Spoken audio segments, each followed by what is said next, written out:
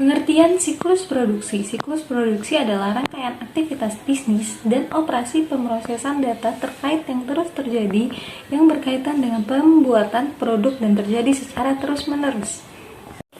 Macam-macam siklus produksi. Aktivitas-aktivitas siklus produksi, informasi akuntansi biaya yang akurat dan tepat waktu merupakan input penting dalam keputusan mengenai hal-hal berikut. Yang pertama, bauran produk. Yang kedua, penetapan harga pokok. Yang ketiga, alokasi dan perencanaan sumber daya. Yang keempat, manajemen biaya. Faktor-faktor yang mempengaruhi siklus produksi. Yang pertama ada bahan baku yang digunakan. Yang kedua, jam tenaga kerja yang digunakan. Yang ketiga, operasi mesin yang dilakukan. Yang keempat, biaya overhead produksi lainnya yang terjadi. Tujuan siklus produksi yang pertama, semua produksi dan perolehan aktiva tetap diotoritasi dengan baik. Yang kedua, persediaan barang dalam proses dan aktiva tetap dijaga keamanannya. Yang ketiga, semua transaksi siklus produksi yang valid dan sah akan dicatat.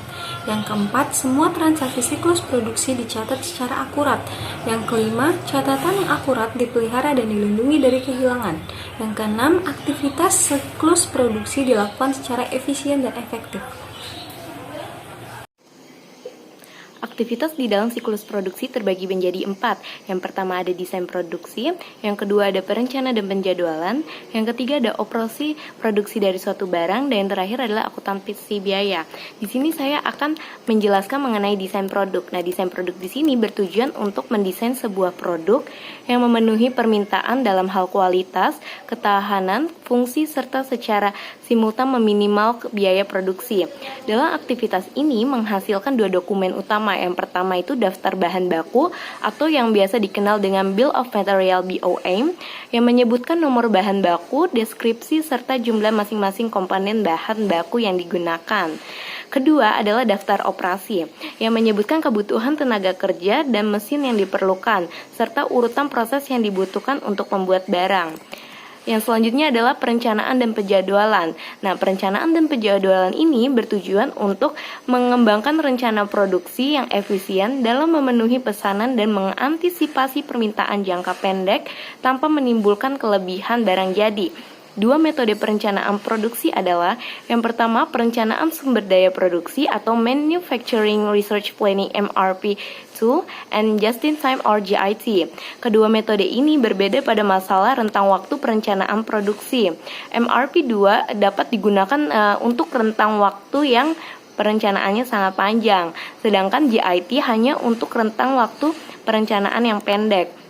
Demikian juga MRP2 ini dilakukan untuk memperkirakan permintaan JIT yang hanya berproduksi sebagai tanggapan atas permintaan pelanggan, sehingga dapat dilakukan meminimalkan atau menghilangkan persediaan material, barang dalam proses, maupun barang jadi.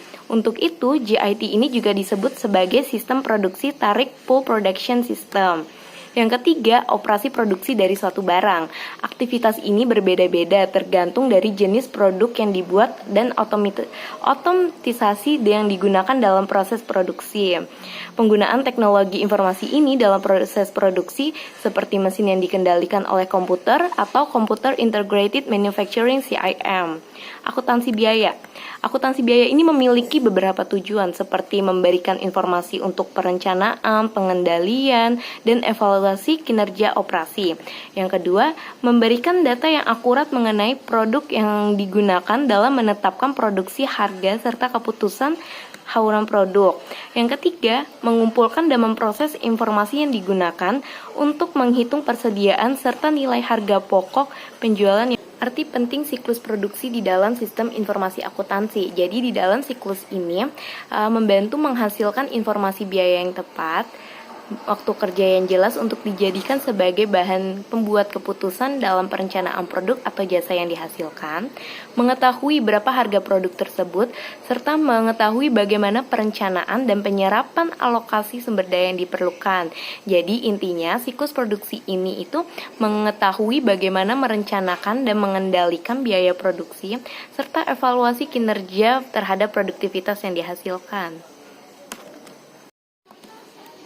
Dalam siklus produksi, bagian produksi akan memberikan data permintaan pembelian dan bahan baku kepada bagian penyimpanan persediaan. Kemudian, bagian penyimpanan persediaan ini akan memberikan data status persediaan kepada bagian produksi. Lalu, bagian produksi memberikan data status persediaan tersebut ke bagian perencanaan dan pengendalian produksi untuk memberikan data produksinya ke bagian produksi. Habis itu, bagian produksi juga menerima dan perkiraan penjualan dari bagian pemasaran. Nah, bagian produksi ini juga memberikan data permintaan pembelian kepada bagian pembelian. Untuk data yang berhubungan dengan karyawan, bagian produksi harus menyerahkan ke bagian penggajian. Nah, untuk data-data yang mengenai voucher jurnal bagian produksi akan menyerahkan kepada bagian buku besar atau bagian akuntansi. Nah, data produksi yang diberikan kepada bagian produksi ini juga harus diserahkan ke bagian tempat kerja. Bagian tempat kerja pun juga harus menyerahkan kartu kerja karyawan, kartu kerja dan perpindahan, dan data permintaan bahan baku ke bagian produksi. Untuk data yang berhubungan dengan bahan baku, penggunaannya dan barang jadi yang ada di bagian produksinya harus segera diserahkan ke bagian akuntansi biaya guna untuk memperhitungkan biaya-biaya yang diperlukan. Kemudian, bagian akuntansi biaya ini akan menyerahkan kembali data yang berupa data voucher jurnal ke bagian produksi. Nah, jadi di sini kesimpulannya, setiap bagian dalam sebuah sistem tidak akan pernah lepas dari bagian-bagian lain. Mereka saling berhubungan dan memerlukan bantuan antara satu dengan yang lainnya. Seperti contoh di atas, terlihat bahwa bagian produksi memerlukan bagian-bagian lainnya dalam menyelesaikan tugas atau pekerjaannya. Karena tanpa adanya bagian yang lain, suatu sistem tidak akan berjalan dengan lancar dan tidak akan terselesaikan.